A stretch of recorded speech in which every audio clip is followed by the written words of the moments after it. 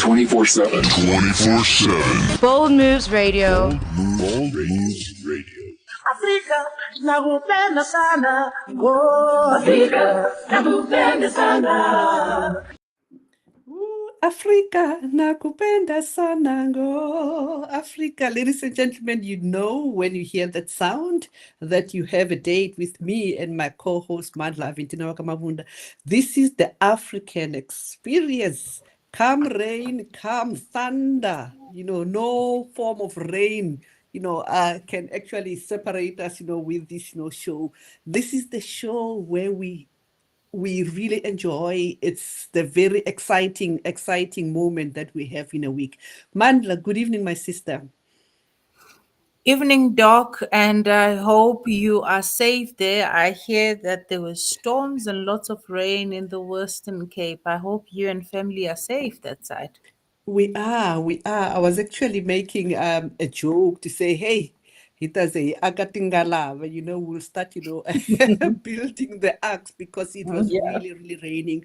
But we thank God that, we are safe, and we acknowledge that a lot of people might not be as fortunate as we are, because we hear a lot of people have been displaced, and actually it is a disaster. But anyway, it is what it is. We are here. So I'm really looking forward, to this show. And I think what makes today's show very special is that, we are on the week, maybe in the build up, to the Mandela, Day. And we know, ladies and gentlemen, Mandela was an icon. He remains an icon. On his birthday, everybody, not only South Africans, but globally, everybody is celebrating, and not only celebrating, but celebrating by doing something good, celebrating by paying it forward, as other people will call it.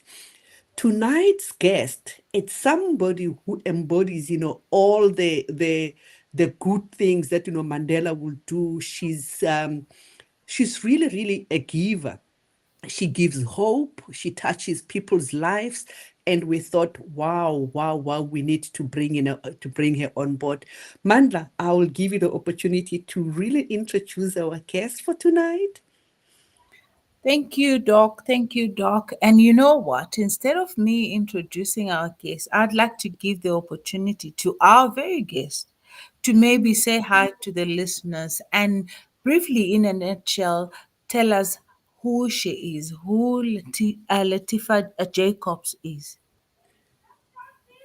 Good evening, everyone. It's such a honor to be here with you guys tonight and on this platform discussing the issues of Mandela Day and what Mandela Day is actually all about. Because I always say Mandela Day is one day for many people, but for me it's 365 days a year. I don't believe Mandela Day is really meant just for one day. It's basically it's been there to encourage other people, to spay the way forward. But yes, my name is Latifah Jacobs. I am a mother of three, a grandmother of three. I'm a full-time student. I'm an award-winning author of two books, director of and leadership in many platforms. Some people ask me, do I ever sleep? Yes, I do sleep. But yes, I'm raised like this. This is my bloodline. My father was a very humble person, engineered from District 6, but he believed in when it's well with you, you need to touch someone else's life. There was no such thing about him when you come to his house that you would get out of a paper plate because you don't have food. He would serve you out of that same porcelain plate that he would eat out of. And so I think that is what he left me with, because I mean, my brother and my sister doesn't do the same line of work that I do. I was fortunate enough to have that background, that upbringing, And yes, although I've got married when I was very young, but I went through a period in my life in 2015 when I left the corporate world and um, wanted to complete my studies. I actually matriculated at the age of 40, and for the last since 2015, I've been doing the work that I do full time. Um, and that's me in a nutshell. So I don't want to give away too many things. But yeah, Yeah. thank you.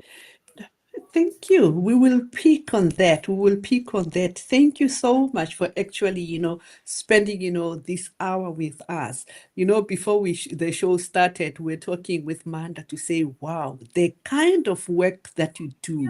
You are an author, not just an author, award-winning author, and I don't think an hour will be sufficient, to cover everything that you do. But we will see how far we go. Okay, so maybe take us back a little bit.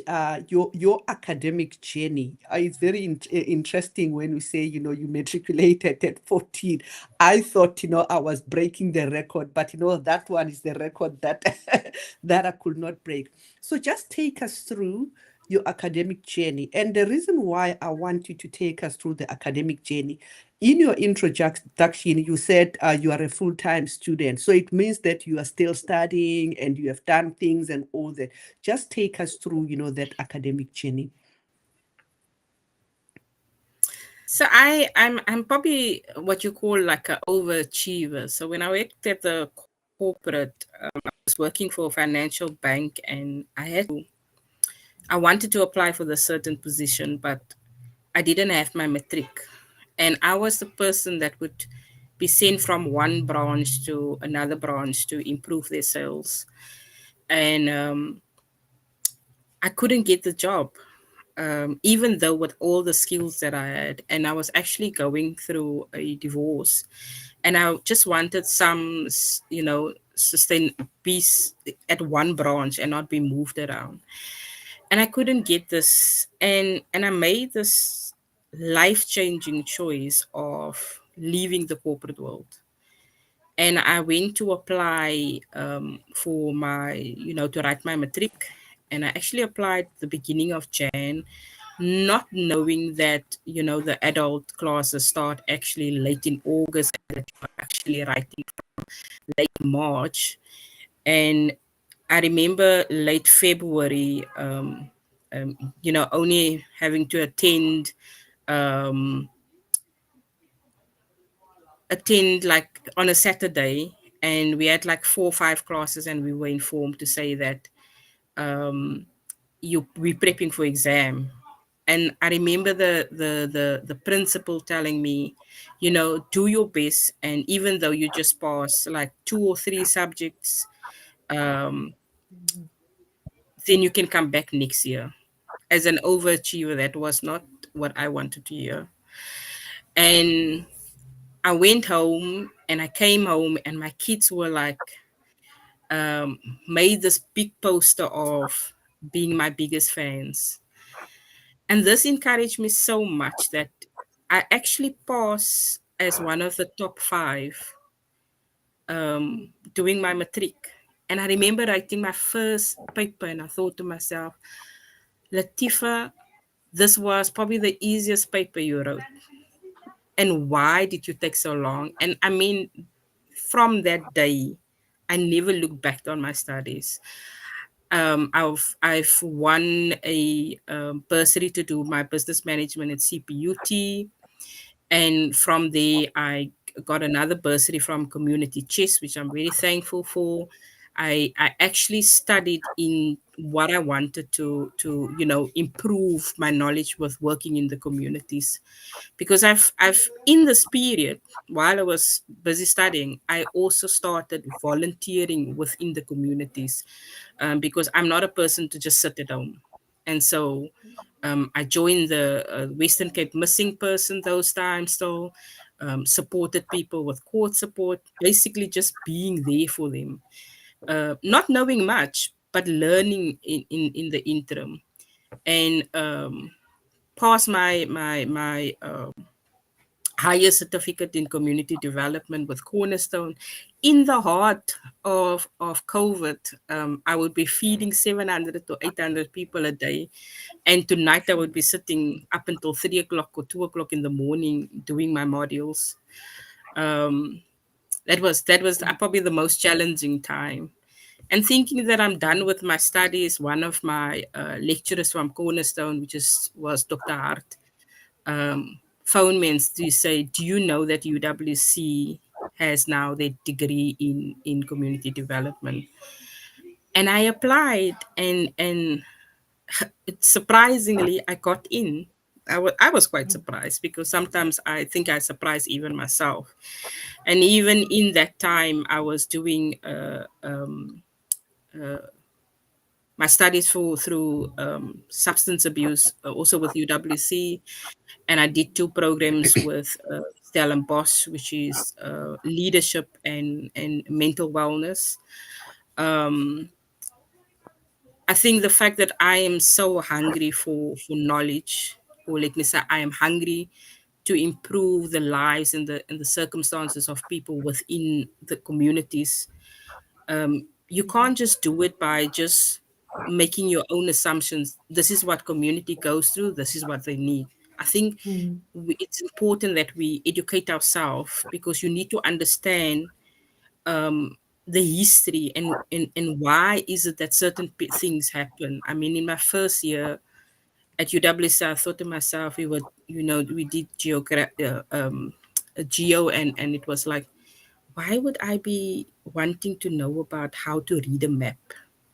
And as I go through, it's like you need to understand what the environment is holding, and what it would, if you are going to do a program within the community, you need to understand what 10 years from now can do if community don't work together and looking after Mother Earth.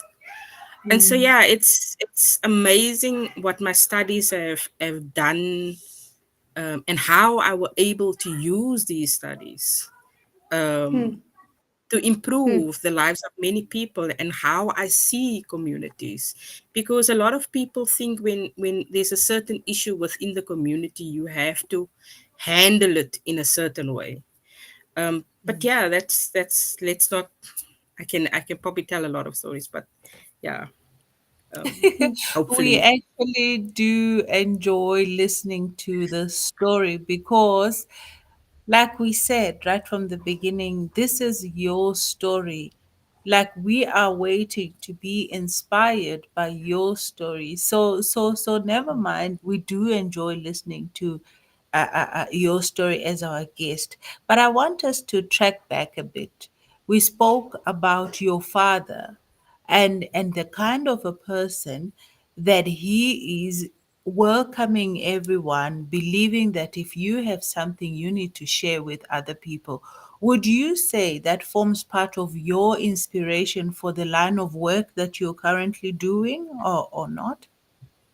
Definitely, I think the way my father has brought us up and teach us how to be with other people doesn't matter, because where you come from and who you're addressing, that you speak to that person in the same manner as you would address someone that is a billionaire.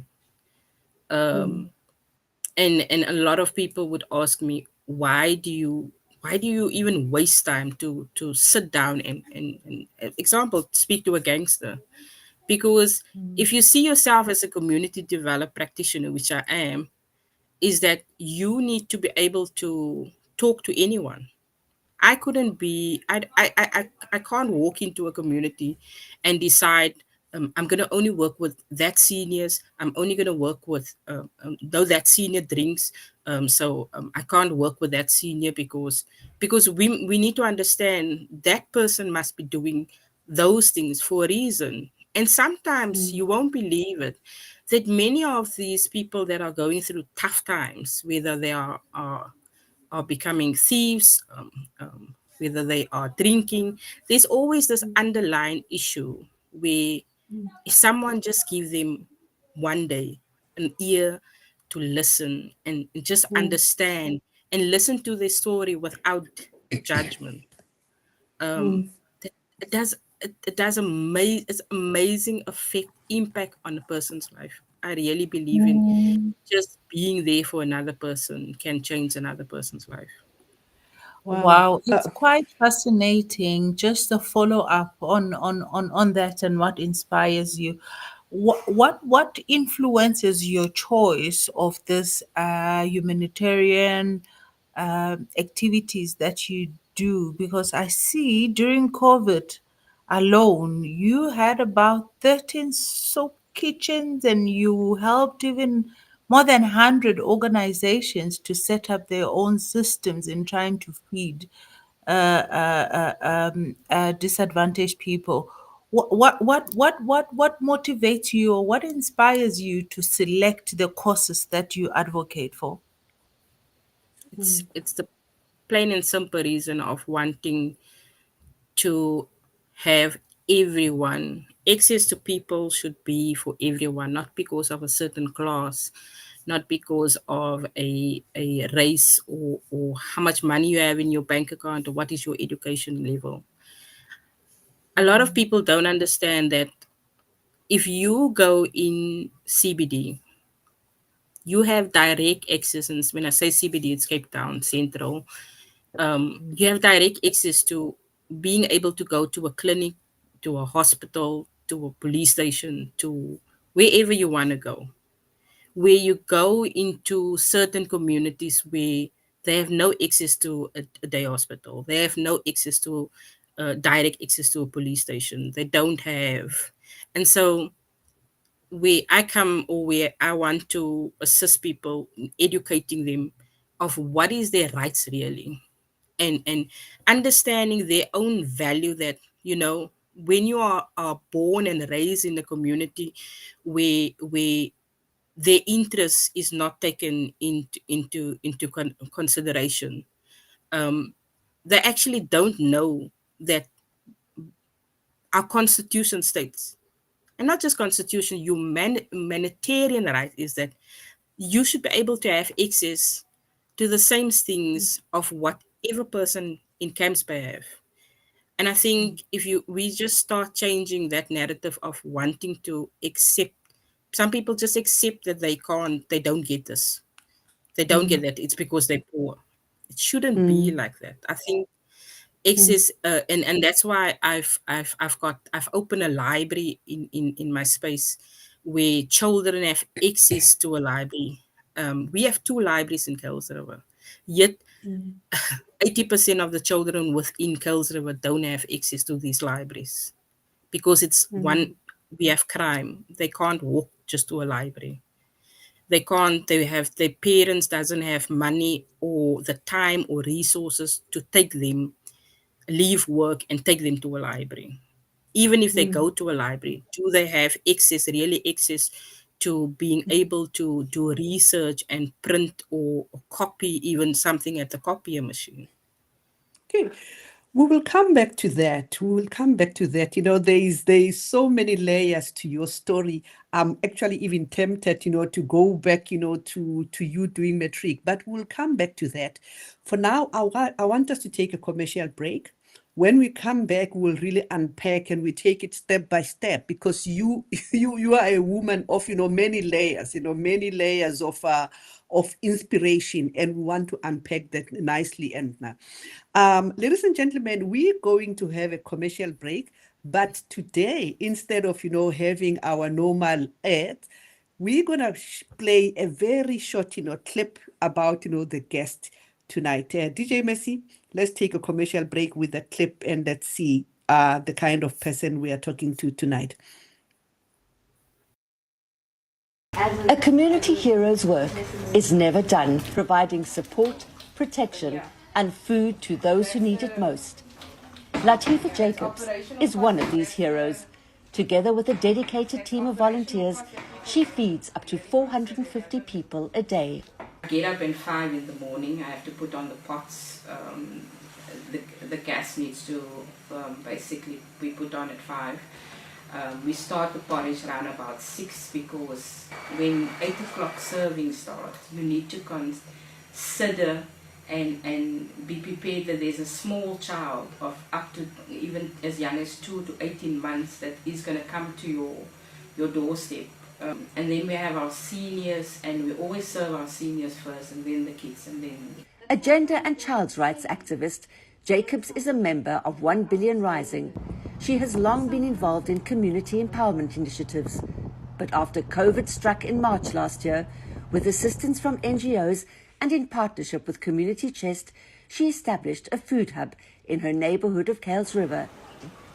At the end of June this year, the Cape Town City Mayor's office honoured her and about 280 community activists with City Hero Awards for their selfless service. The acknowledgement is obviously amazing.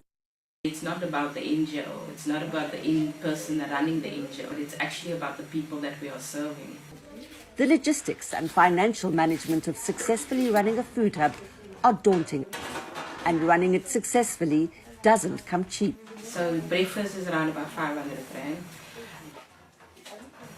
and that is gas, water, and stuff that needs to be considered.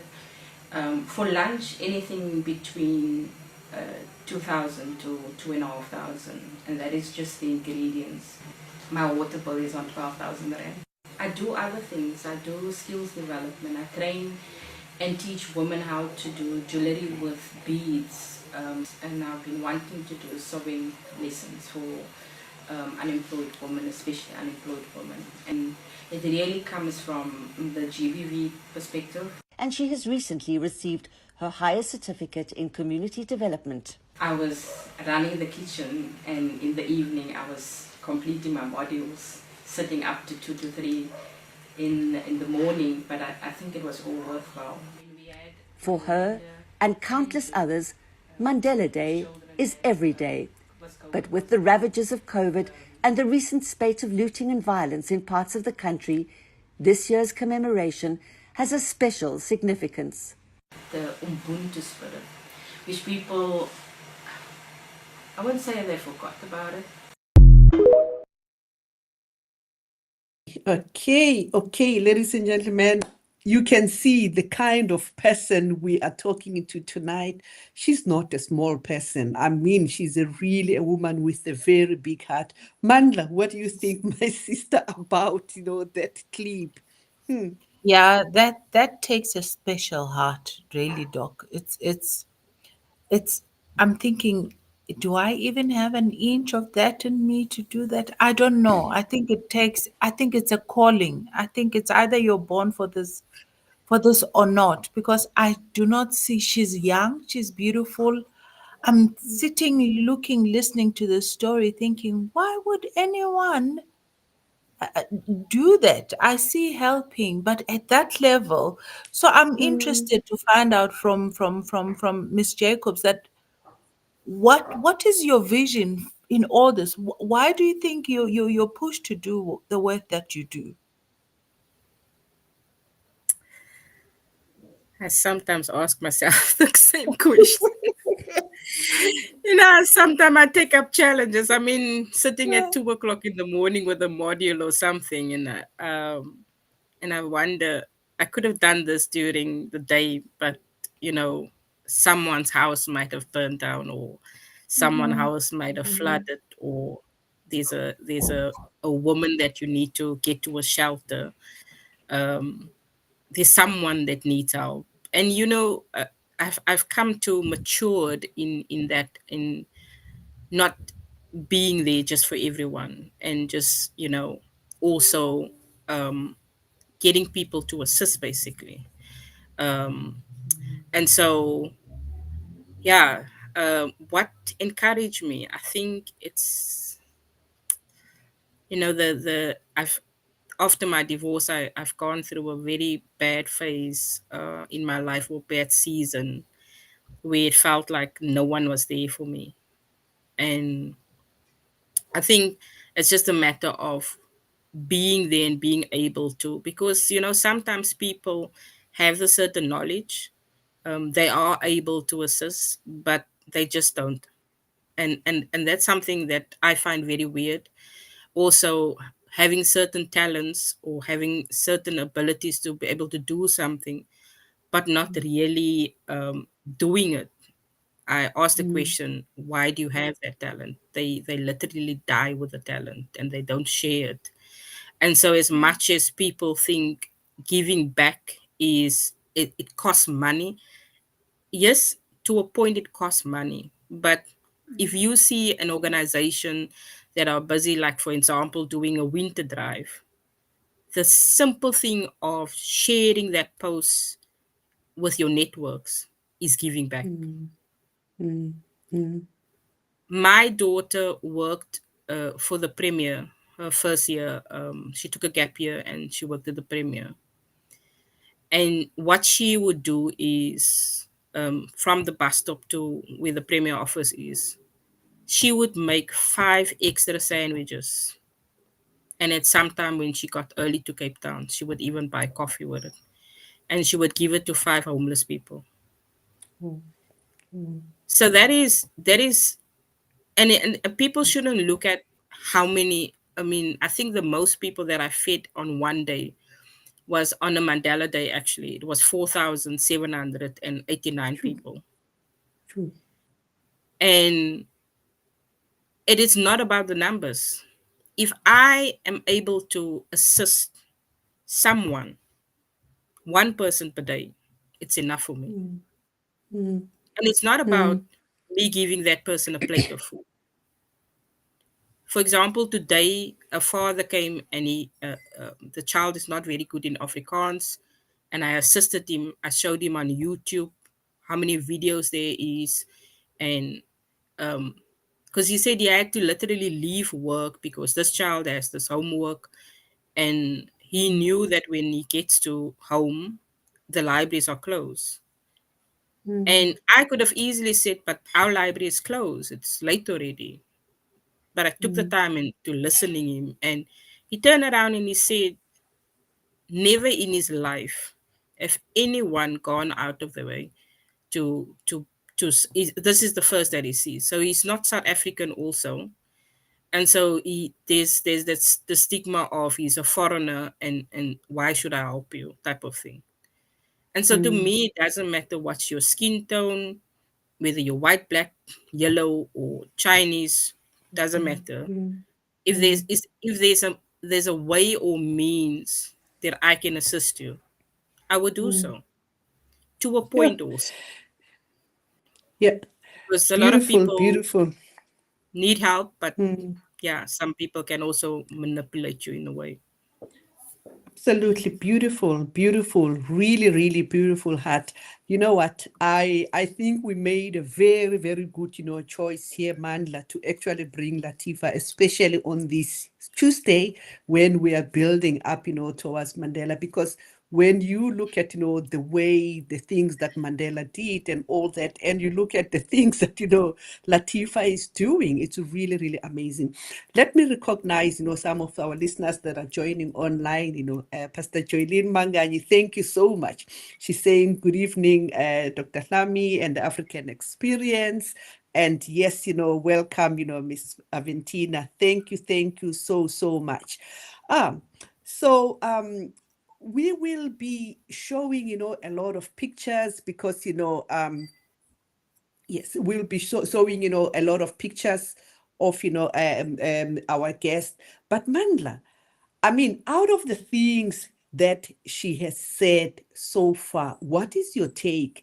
I mean, I feel challenged already, because she's saying, yeah, I don't understand why people don't, do and help. And I'm actually putting a mirror to myself to say, to what extent do I actually help?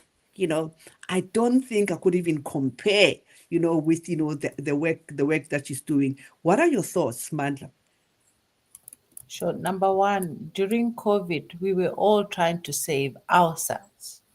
We were running away from the world. We were hiding in our houses, doing everything, drinking all sorts of concoctions to keep ourselves healthy and safe. Now, here's Latifah who says, no, no, no, not me. I'm Mm, actually going to open about 13 organizations soup kitchens that feed people, where she is exposing herself, to this COVID that we are all running away from. Now, Doc, that on its own takes a special breed of a person. So that is why I wanted to find out what is it, what is actually pushing her to do all these things. Because honestly, I don't think a standard average person wakes up to do what she does. And you Oh, can see from how she's expressing herself that this thing is second nature to her. She does this with all her heart. no, So absolutely. it's amazing, yeah. Yeah, absolutely. I mean, she said, she's an overachiever. I can actually see that. I think one thing that stood out for me, I mean, I know we didn't have an opportunity to really probe that because when she was talking about her education and all that, it appeared that, she actually had to go back to do matric because she didn't finish matric, but now she passed and so that is really something that stands out for me to say, actually you can actually go back and do matric, even when you have kids, and you can actually continue to study. There is no time frame to say now I'm too old, to actually study and things like that. I really, really like that. Mm. Latifah, let's see. Now, I just want us to talk about your organization or whether it's a foundation or NGO. I think it's called, Aurora. Yeah. So Yes, yes, Aurora. Tell us Aurora. about, yeah, tell us about Yes. the name and then unpack, I know you have already spoken about some of the things that you do, but officially, what is Aurora and why that name and what are the services that you actually offer? So I must point out that I didn't want to open an organization. I did not want to open Aurora. I felt so everything that I do in my life, I go back, I research, I question, do the mind map, you know, because I had this thing when I'm done with my studies. I literally want to go back and work for government or something. And it was weird. I wanted the 9 to 5 job back.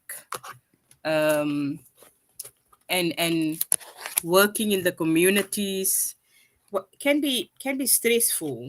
And as a single mother, you need that salary. So it was like, no, you're not going to open an organization while you're studying. You just volunteer and you assist by the other organizations, and you do your thing. And then it was like COVID started, and I was sitting in that meeting with uh, at Premier Office, with Alan Windy, and they discussed about the thing of it will have us 90 days type of thing. And I knew then already when the news came out that we're going to shut down for like 60 days. I knew I had to prepare myself. So every 6 months of my life I would give to a certain community. So I started off in Delft, and then Lavendale, Mitchell's Plain, and I ended up that year in Sophia Town. So Sophia Town is a small informal settlement close to my house. And I thought I give everywhere except for where I literally stay. So Sophia Town it's been a small informal settlement where 15 families were moved to on the outer on a Prasa property. And it's 20 years later, and they're still there. Not even one of the 15 families is even part of the informal settlement anymore. They has died out. But coming back to how Aurora started is, with COVID and having to have access to certain things, you needed this NPC or NPO number. So it's a registered NPC, and Aurora actually means a new beginning. The name was given to me many years ago. Actually, my daughter's name, second name, um, and it has a it's deep to it's close to my heart. Let's put it that way. And the meaning of the name, um, new beginning.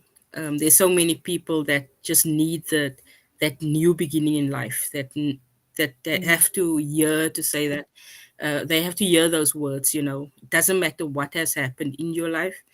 And it's weird enough. I even didn't think at that time when I started with Aurora that it plays an important role when it comes to gender-based violence. Ladies that has been raped, people that's going through depression and all those things. But yeah, Aurora is something that is extremely close to my heart. I work very close to with it, even with the volunteers. Um, and everything that we do within Aurora, it's not just my work or my thinking. It's a collective thinking with the rest of the other volunteers. That is so amazing. And now it actually ties in with the theme that you have selected. But before we go and explore the theme that you have selected, maybe we need to take an ad break. And when we come back, we are going to go deeper into the story of this amazing, beautiful guest in our show today. Her name is Latifah Jacobs. She does amazing work, an advocate for human rights. And you know what? So we are very inspired and we are really truly being blessed listening to your story. So DJ Messi, if we can go on an ad break and then we'll come back shortly.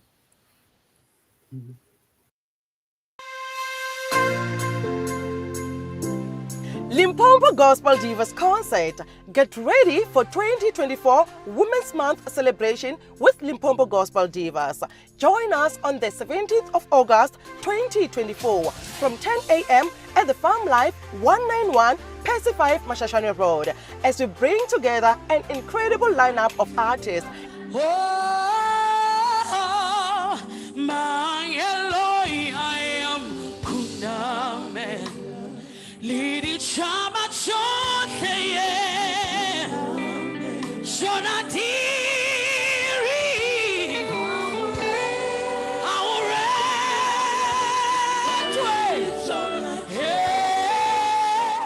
Matawo, Pastor Ruli Chauke, Nunkikoma, Newi, Tusonel, Hauhanokekana, Cairo, and Refidundo.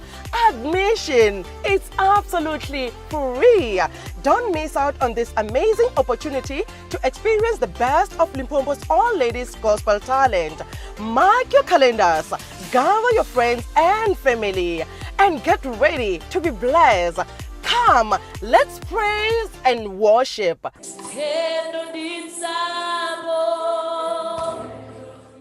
Proudly brought to you by Bold Moves Foundation, sponsored by Sampra.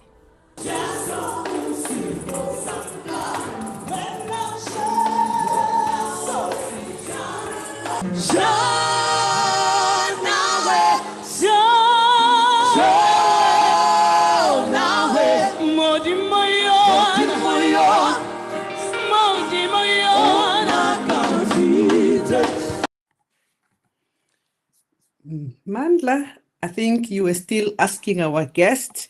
Welcome back. I think, just take over and look at that. Yes. So I was still talking and referring to the theme that you chose. Now, after having this few minutes talking to you, it makes sense. So you chose the theme that says the culture we raise our children in should reflect the legacy we want to be remembered by. So please take us through that. Tell us more about that theme. So if you think back about 20 to 30 years and even more, our parents, and even now, our parents want us to be who they might have wanted to be, but also that our parents sometimes want us to be in the doctor, the professor, complete your studies, do so well in your studies. But as parents, sometimes they don't do the same. So they expect their children to, how can I say, develop and grow into positive thinking people. But then they are the ones that neglect, sit on a phone, party, drink, make time for others except for their children. And they don't excel. They don't grow in or mature as even an adults, because especially parents that have been raised and have grown in abusive households remain childlike minded children, even though they are adults. And so my theme that I chose is that if you want children and youth to become what you're hoping and inspire for them, is you as a person should do the same. Wow. Can't expect your children to grow and have a dream and have a goal if you, just because you think you're an adult now and just because you think you're a parent now. And at the beginning of my journey, I would, really work close to youth and wanting to show them the opportunities the world have. But of what I've come to learn is that by just telling my story, by just not even my full story, but just saying that I matriculated when I was 40, I get messages like on a daily, Auntie Latifah, where can I take my Saturday classes? Do you know of where I can do my matric for free? Do you know who can tutor me because I'm unable to join classes? And so YouTube is a beautiful platform. It has become even one of the best platforms during COVID because you can literally go register at the Department of Education for your matric, and you can watch YouTube, the classes on online. And it is about how you discipline yourself and how you push yourself to not just accept certain things in life, because with all the opportunities that we have out there, we are able to improve our lives. And it's to me, it's about sharing that what has worked for me. And I just don't focus on what has worked for me. I think of what if someone is staying in Garabo, or what if someone is staying in Toasterfee or something that doesn't have the same access as me. So I tap into those resources. I don't just tell a person I don't know. I said, listen, let me find out if I can get you some info. But yeah, I like to share. So the my theme is really about what we want for our future generations to become. We need to practice it ourselves. Absolutely, absolutely. I like that. And I said, there is a story behind your story. I mean, as you talk about matriculating at 40, I mean, that is a story. I actually, I don't know. I think the time is really, really, really speeding off today because we still haven't really scratched the surface of, who you are. I think, Mandla, perhaps DJ Messi, we might have to have a follow-up, session with Latifah because there are so many things that we have not really scratched. But anyway, we know that you are not just an overachiever. but you have received a lot of awards. So now I'm going to ask DJ Messi just to show us, a few pictures that we picked from your social media platform, and you tell us what was going on there. You take us through the acknowledgements that you received, the awards and all that. And we want to also talk about, you as an author. I think we have to leave a little bit of time to talk about you as an author, because you are an award-winning author as well. DJ Messi, what kind of pictures do you have there? And okay, there we go. Tell us a little bit more about these pictures. What were you getting an award for, and how did it make you feel? So the one that I stand at the part is the City Hero Award. So what people had to do, they had to send in nominations, and the lady at the city office. So many of the other participants got like nominated for work done in gender-based violence, nominate for the food relief programs they did, and because of all the things that I do, they gave me the City Hero award because I cover a broad spectrum of social injustice and things. And in the corner, the one with the two, so I won. So for 9 months, they choose people that are active within the communities, and I won in one of those. And then they do a overall of all the people for SA brand, and I won the year and the ambassador for SA brand. It was a shock. I didn't expect it. Even with the one that I was nominated or received the acknowledgement from CPUT, I was invited just for a supper thingy, and when you don't know that they're gonna call your name, it actually just hit you. Um, and the one that I got from, I think it is the Department of Arts and Culture, is for the work that I do through the library. It's a live for the literacy work, sharing literacy with children and the programs that we have. After school, children can come here and we assist them with homework.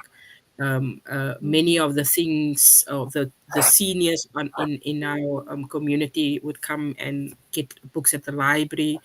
The nice part of what they said to me is that the library in Kuilsrivier is so far, so they have to, use public transport to get there. But also, here they can, take a walk at least, and it's not too far. And then they can sit and, have a chat. And there's always someone here that, will do something for them. The picture where you saw under, we were feeding there, and that's most of my seniors, some of my seniors. um, that it happens every feeding program. Feeding, it's Monday, we feed Monday, Wednesday, Friday. We used to feed 7 days a week, but because I believe in educating people how to work through their budget. So when they receive their SASSA grant, the kitchen is closed, and we bring in job creation opportunities and stuff like that. We actually at the point of opening a small call center, starting with 4 people, um, and so this is things that I mean, I'm glad we used to feed so many, like 400 to 500 people, and we now at 200 people. And so I wish it could go less, because I don't want to see a 2-year-old child walking with a small bowl, knowing that he can come to a feeding program. A child like that should be at the ECD, being educated, being shown that this shouldn't be your future, having to come and stand in a feeding line. It's not what I envision for our children. Any child, it doesn't matter whose child it is. Yeah. The concept of when we say my child is your child, it should be Mm. practiced. Really should be practiced. This is Absolutely. my Absolutely. Yeah. heart and soul. This Yes, absolutely. I think one thing that stands out for me again is that whatever you touch, turns into gold because you receive multiple, awards being recognized for the different things that, you are doing. Mandla, I'll leave you to actually take, the book one, because I know before the show you were lamenting about, the titles and the books, that she wrote. DJ Messi, there is a picture of two books there, and I want Manda to, to take that. Yes. No, it was just interesting to go through the titles. They're quite deep, like you mentioned, Doc. So I was interested in understanding what was going through your mind when you were writing, from example, from surviving to striving, and the second one, which is also a bit even more deeper, a letter to my perpetrator. Those are deep topics. What goes through your mind when you're penning this books down? So the first book is actually a letter to my perpetrator. It would have been the title would have been I wanted something like 365 days of no violence type of thing. 365 letters to my perpetrator because I believe that um, we have so many untold cases, stories that victims that are. I mean, we are known as the rape capital, and what I also brought out in this book is that when we speak about gender based violence, we shouldn't just speak about women because we have, as much as we have females being raped and going through abuse, we have men also. So in the first book, A Letter to My Perpetrator, we have a 10-year-old boy that was raped by a Catholic priest. And today is 50 something, but he was able to tell his story only when he turned like in his 50s. And it is those type of stories that people think that shouldn't be told. I've been told the book is as much as people have praised the book, here and there someone would tell me the book is too robust. um, it could have been done in a better way, and I ask how better, because the perpetrator is the one that are robust, and yet you, me, that wanting to voice and give voice back. And what is also important that I need to point out is that um, the book is only the platform. The stories are written by the survivors, and the aim of them writing their stories is claiming their lives back from their perpetrators. And I was sitting in one of the court cases doing court support, and the judge asked the perpetrator if he's okay, just after they were giving a broad description of this child that was poisoned by this perpetrator, and they were explaining in a gram what this poison did to an adult body. So now you can imagine what it would did to a child. And the mother was there. The mother of that child was in that courtroom, and the judge turned around and say to the perpetrator, asked the perpetrator, "Are you okay?" So our system has become so insensitive, and even though people are being sentenced, there's actually, for some survivors, some victims, no closure. And if I can be that platform where people can find closure, um, that I don't have to sell 1,000 books. If I that book can be the key for someone's healing, um, then I'm satisfied. Yeah. Surviving to Thriving is the second book, and all of those people are survivors, but they are not just surviving; they are striving in their life. They've taken their pain and what they've gone through, and they are an example, an amazing example for people that are going through things. So I Wow. didn't want to just portray one point or one side of healing. I wanted to show that, doesn't matter what you've gone through. And what is interesting about or both books is that it is not just a certain gender, nor is it a certain race, nor is it a certain class. Abuse and can affect anyone at Absolutely. any age. Yeah. Well, absolutely. And I'm thinking, and it's actually going deep because these are really, really deep, topics.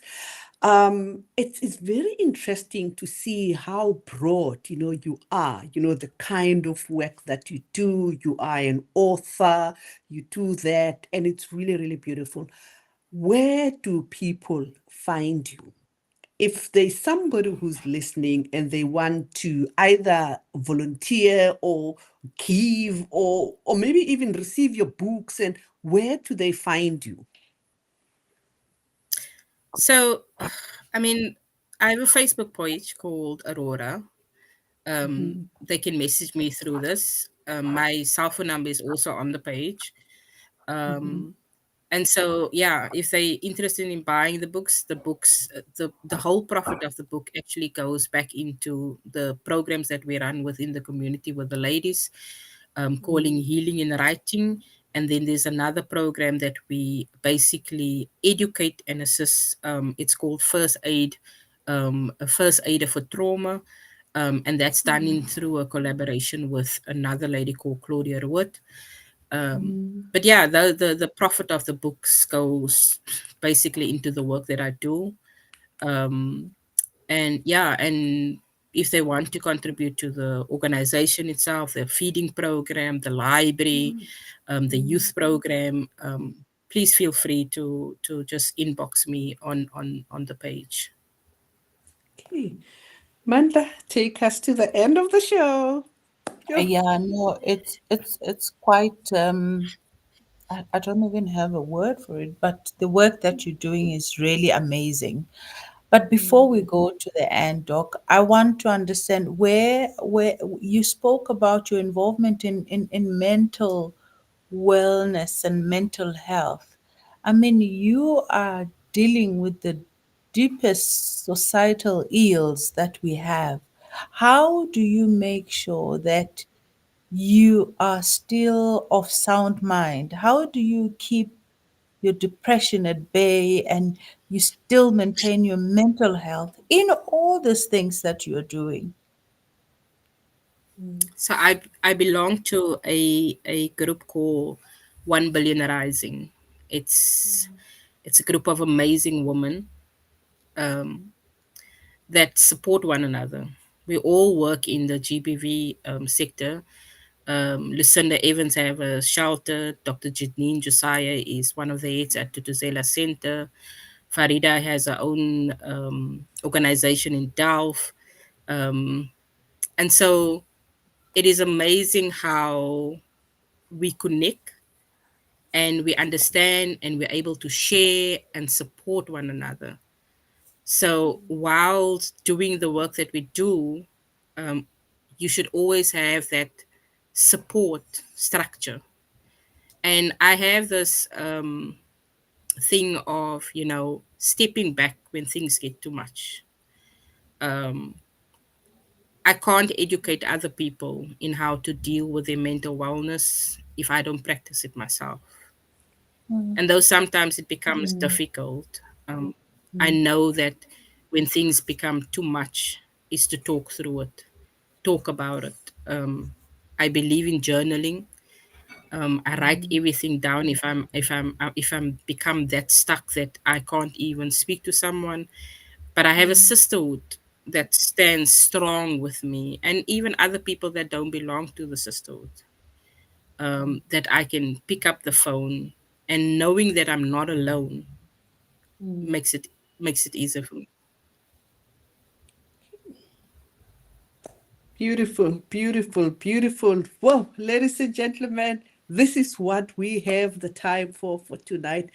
Latifah, thank you, and a big thank you. Thank you so much. Ladies and gentlemen, if you want to donate, if you want to support the work that Latifah is doing, you can actually find her on Facebook, and you'll find, her contact details there. Is Aurora Kales River Care.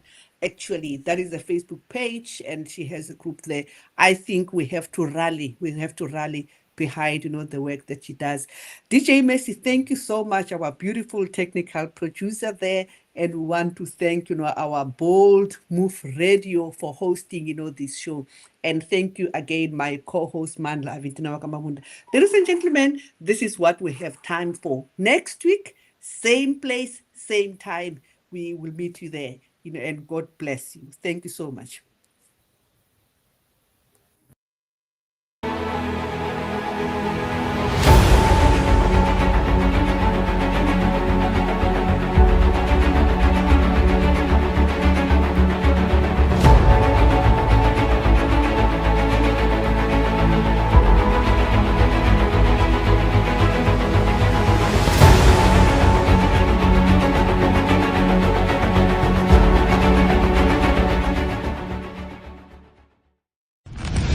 Ladies and gentlemen, here it is. Streaming 24/7. 24/7. Bold Moves Radio. Bold Moves Radio. Afrika, nakupenda sana. Oh, Afrika, nakupenda sana.